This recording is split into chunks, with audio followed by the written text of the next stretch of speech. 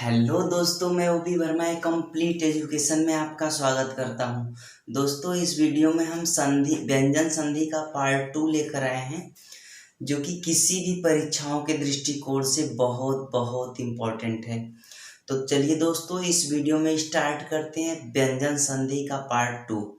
और हाँ दोस्तों, वीडियो स्टार्ट करने से पहले आप लोग इस चैनल को ज़रूर से ज़रूर सब्सक्राइब कर लीजिएगा और बेल आइकन का घंटी दबा दीजिएगा, ताकि हम जो भी वीडियो अपलोड करें उसका नोटिफिकेशन आप लोगों के पास पहुंच जाए। तो चलिए दोस्तों, स्टार्ट करते हैं इस वीडियो में व्यंजन संधि पार्ट 2। आइए दोस्तों, देखते हैं व्यंजन संधि का नियम। ये व्यंजन संधि का हमारा तीसरा नियम होगा। देखिए, 6 संबंधी नियम। 6 संबंधी नियम में क्या है, किसी भी हरस्वर कौन कौन से होते हैं? अ, ई, उ और ऋषि, या आ के बाद छ आने पर छ से पहले च जोड़ दिया जाता है। मतलब हर्ष स्वर और आ के बाद यदि छ छाता दिख जाए तो छ छाता से पहले हमको क्या करना है? आधा च को जोड़ दिया जाता है। तो ध्यान दीजिए, जैसे देखिए ये हमारा क्या है? स्व धन छंद बराबर स्वच्छंद होगा। अब यहाँ पर देखिए, स्व का हम क्या कर रहे हैं? वर्ण विस्तार कर रहे हैं। देखो, हम यहाँ पर स्व का वर्ण विस्तार कर रहे हैं। तो ये देखिए, पहले आधा स होगा, फिर आधा व होगा, फिर अ होगा। इस तरीके से हमारा क्या होगा? स्व होगा। तो लास्ट में हमारा कौन सा, ये कैसा वर्ड है? एक स्वर आ रहा है। अब आप ये सोचेंगे कि यहाँ व्यंजन संधि में तो पहले पार्ट का अंतिम वर्ड, यानी पहले, जैसे कोई शब्द है, इसको 2 भागों में बांटा गया है, तो पहले भाग का अंतिम वर्ड जो होता है वो व्यंजन होता है। लेकिन यहाँ पर तो स्वर आ गया, कोई दिक्कत नहीं है। व्यंजन आपको कहाँ होना चाहिए? या तो पहले, जैसे ये 2 भागों में बटा है, तो पहले भाग का अंतिम वर्ण व्यंजन दिख जाए या दूसरे भाग का पहला वर्ण व्यंजन दिख जाए, तो भी वो व्यंजन संधि ही होगा। यहाँ पर तो चलिए ठीक है, स्वर है मान लिए, लेकिन यहाँ पर देखिए छंद को अगर आप लिखेंगे तो छ प्लस अ प्लस द प्लस अ, तो यहाँ पर जो पहला वर्ड होगा क्या हो जाएगा? व्यंजन हो जाएगा। तो बात समझ में आ गया? पहला वर्ड यानी पहले भाग का अंतिम वर्ड, दूसरे भाग का पहला वर्ड, इन दोनों में से आप लोग देख लीजिएगा, कोई भी वर्ड यदि व्यंजन होगा तो वो व्यंजन संधि के अंतर्गत आएगा। ये ध्यान रखिएगा। तो यहाँ पर जैसा कि आपका रूल है, यदि हर्षस्वर अ, ई, उ, ऋषि या आ के बाद छ आने पर जब छ से पहले च, हमको आधा च जोड़ दिया जाता है। तो ध्यान दीजिएगा। अब यहाँ पर आपको करना क्या है? देखिए, स्वधन छंद, तो पहले देखो स्व तो लिखोगे। अब स्व के बाद क्या आ रहा है? छ आ रहा है, तो छ से पहले क्या है? च जोड़ देंगे। तो च जोड़ेंगे तो इस तरीके से हो जाएगा स्वच्छंद। बात समझ में आ गया? अब देखिए यहाँ पर क्या है? परिच्छेद। परिच्छेद को आप लिखेंगे, देखो परिधन, छ से पहले च को जोड़ना है, परिधन छेद बराबर परिच्छेद हो जाएगा। क्यों होगा? देखो यहाँ पर अ आ रहा है, यहाँ पर ई आ रहा है छोटी, फिर उ आएगा, ऋषि आएगा। देखिए उ आ रहा है ना यहाँ पर, तो उ आएगा, तो यहाँ पर क्या हो जाएगा? अनुधन छेद बराबर क्या हो जाएगा? अनुच्छेद, क्योंकि छ से पहले हमको आधा च जोड़ना है, तो अनुच्छेद हो जाएगा। विधन छेद बराबर क्या हो जाएगा? विच्छेद। छ से पहले हमको आधा च जोड़ देना है। तो ये जो हमारा टॉपिक था, ये 6 संबंधी नियम था। बड़े आसानी से आप लोग इसको कर सकते हो। आइए हम नेक्स्ट रूल देखते हैं। आइए देखते हैं 100 संबंधी नियम। देखिए 100 संबंधी नियम क्या है? 100 से पहले और आ से भिन्न, यानी और आ को छोड़कर कोई भी दूसरा स्वर दिख जाए तो स का मूर्धन्य स हो जाता है। यानी कि ध्यान दीजिएगा, सौ से पहले देखिए ये जो सौ है ना, ये जो सौ आपको दिखाई दे रहा है, सौ से पहले अ आ को छोड़कर कोई भी स्वर अगर दिख जाए तो ये जो स है उसकी जगह पर कौन सा स हो जाता है, मूर्धन्य स हो जाता है। जैसे ये विषम है। अच्छा यहाँ पर आप लोग समझ रहे हो ना, वही रूल है। इसमें तो स्वर है, अंतिम वर्ण क्या है, ई का मात्रा यानी स्वर है, लेकिन इसमें जो है व्यंजन संधि है यानी व्यंजन वर्ण है। इसमें भी व्यंजन वर्ण होगा, इसमें भी। इन तीनों में स्वर वर्ण होगा और इन तीनों में व्यंजन वर्ण होगा, इसलिए क्या हो जाएगा, व्यंजन संधि होगा।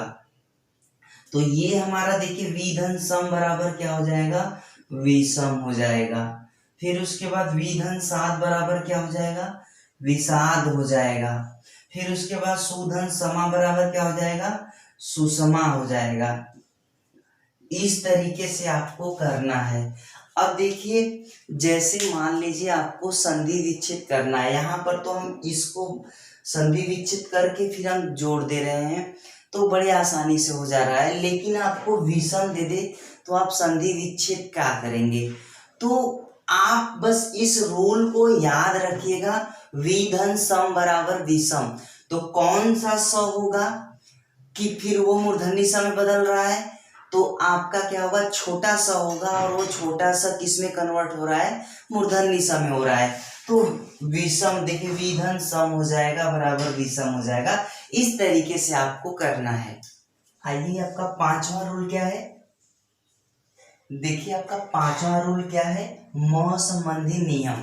म संबंधी नियम में देखिए क्या है, यदि म के बाद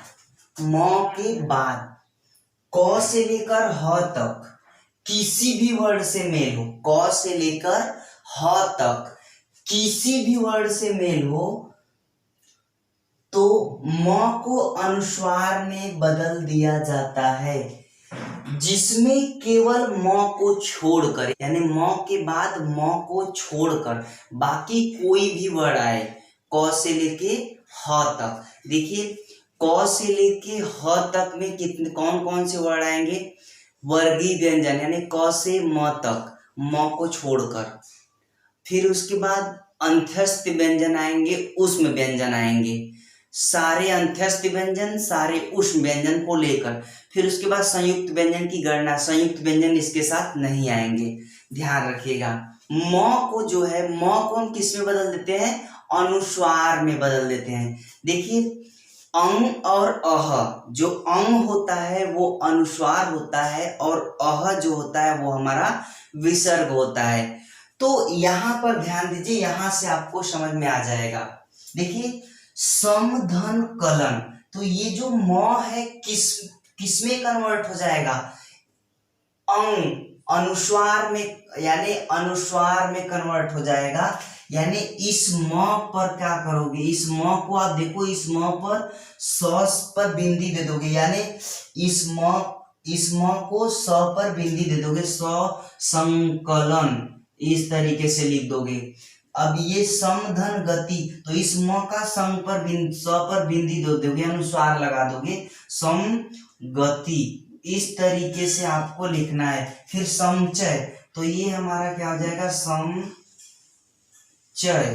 इस तरीके से संचय हो जाएगा। परमधन्तु यानी परंतु इस तरीके से लिखेंगे। संपूर्ण यानी इस तरीके, समधन पूर्ण बराबर संपूर्ण हो जाएगा। समधन योग, देखिए संयोग, संयोग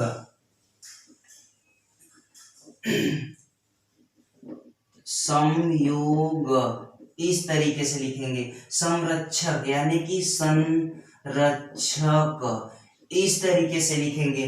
ध्यान दीजिए समधन लाप बराबर क्या हो जाएगा, संलाप, और समधन विधान बराबर क्या हो जाएगा, संविधान इस तरीके से लिखेंगे। समधन सय बराबर क्या हो जाएगा, संशय, मतलब संशय या संशय। फिर उसके बाद समधन सार बराबर क्या हो जाएगा, संसार। फिर समधन हार बराबर क्या हो जाएगा, संहार, इस तरीके से आपको करना है। अब चलिए यहाँ पर तो हम ये दिया था तुरंत लिख दिए, लेकिन जब इस तरीके से जैसे आपको संकलन का जब संधि विच्छेद करना होगा तो कैसे करोगे? ध्यान दीजिए, संकलन हम लोग पढ़ते हैं, संगति पढ़ते हैं, लेकिन हम लोग पढ़ते हैं सिर्फ, ये शुद्ध नहीं पढ़ते हैं। देखिए संकलन को हम लोग समकलन बोला जाता है, समकलन, संगति, समचय, परंतु, समझ रहे हो, इस तरीके संपूर्ण, इस तरीके से बोला जाता है, ध्यान रखिएगा। तो ये अगर हम करेंगे अगर संधि विच्छेद तो स, फिर इस अनुस्वार जो लगाए हैं उसको आधे म में कन्वर्ट कर देंगे, सम धन कलन बराबर समकलन, इस तरीके से सभी का आप करोगे। आइए देख लेते हैं म संबंधी एक और रूल है। म संबंधी नियम है, यदि म के बाद यानी आधे म के बाद म आए तो उसमें कोई परिवर्तन नहीं होता है, ध्यान रखिएगा। जैसे ये देखो म के बाद तुरंत म आया ना, तो ये जो आधा म है वो आधा म ही हो रहा है। सम धन मति, देखो ये हमारा क्या हो रहा है, आधा म है तो यहाँ पर आधा म ही हो रहा है, यानी सम धन मान बराबर क्या हो जाएगा, सम्मान, सम धन मति बराबर क्या हो जाएगा, सम्मति। तो म संबंधी जितने भी रूल थे हमने आपको क्लियर करा दिया है। अब हम आगे देखते हैं त संबंधी नियम। दोस्तों आइए देखते हैं त संबंधी नियम। देखिए त संबंधी नियम में क्या है, यदि त के बाद च और छ आए तो त का आधा च हो जाता है। ध्यान दीजिएगा, यदि त के बाद च और छ आए तो त का आधा च हो जाता है। ध्यान दीजिएगा, जैसे यहाँ पर लिखा है उत्धन चारण, उत्धन चारण को अगर हम लिखेंगे तो ये जो त है वो किस में कन्वर्ट हो जाएगा, च में, तो उत्धन चारण बराबर क्या हो जाएगा, उच्चारण। उत्धन चरित्र, देखिए उत त को किस में कन्वर्ट करेंगे, च में, उत्धन चरित, उच्चरित। अब आगे देखिए जगत धन छाया, जगत, जगत को क्या लिखेंगे, च, फिर छाया, जग छाया। फिर उसके बाद सत धन चरित्र, तो सत को आधा च में कन्वर्ट कर देंगे, सच्चरित्र। इस तरीके से आपको लिखना होगा। आइए दोस्तों देखते हैं त संबंधी नियम का ये दूसरा नियम है। देखिए त के बाद यदि ज झ हो तो आधे त की जगह आधा जो त होता है वो आधे ज में बदल जाता है, बस इस बात को ध्यान रखिएगा। जैसे देखिए सत धन जन, ये जो आधा त है वो किस में बदलेगा, आधे ज में बदलेगा, तो ये हमारा क्या हो जाएगा, सत, आधा त जो है वो आधे ज में बदलेगा, फिर सज्जन, इस तरीके से करेंगे, ठीक ना। जगत धन जननी, देखिए जग, जग,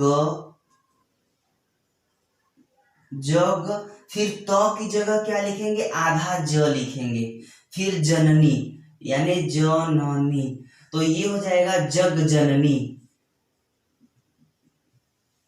आगे देख लीजिए विपत धन जाल, विपत यानी विप, फिर त की जगह आधा ज, फिर जाल,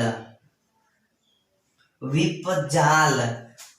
उत धन ज्वल, देखो उत की जगह आधा ज लिख दीजिएगा, फिर ज्वल, ज्वल, उत धन ज्वल बराबर उज्ज्वल। उत झटिका, उत त की जगह क्या लिखेंगे, आधा ज लिखेंगे, ठीक, फिर झटिका, झटी,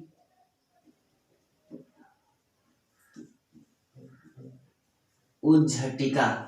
ये ध्यान दीजिएगा, त के बाद या तो ज आ रहा है या तो त के बाद झ आ रहा है, तो उस कंडीशन में जो त है वो आधे ज में बदल रहा है। बस आपको एक एक करके इसको समझना है, बड़े आसानी से आप कर लोगे। आइए देखते हैं त संबंधी का ये तीसरा नियम है।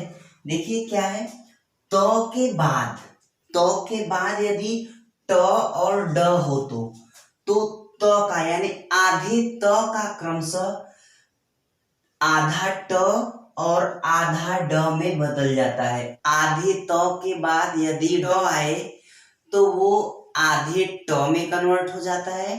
यदि त के बाद ड आए तो वो आधे ड में कन्वर्ट हो जाता है। बस इस बात को ध्यान दीजिएगा। जैसे देखिए, जैसे बृहत धन टीका, तो के बाद यदि ट आया है तो ये जो आधा त है वो आधे ट में परिवर्तित हो जाएगा। तो जैसे ये हमारा क्या हो जाएगा, बृहत टीका।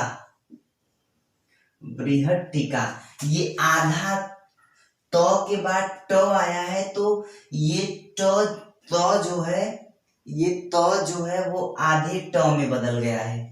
इसी तरीके से देखिए, उत धन डयन बराबर उड्डयन, तो ये ध्यान दीजिएगा, ये त के बाद ड आया है तो ये जो त है आधे ड में कन्वर्ट हो जाएगा, तो ये उड्डयन। उड्डयन इस तरीके से लिखेंगे। तो ये इस तरीके से आपको करना है। बात समझ में आ गया।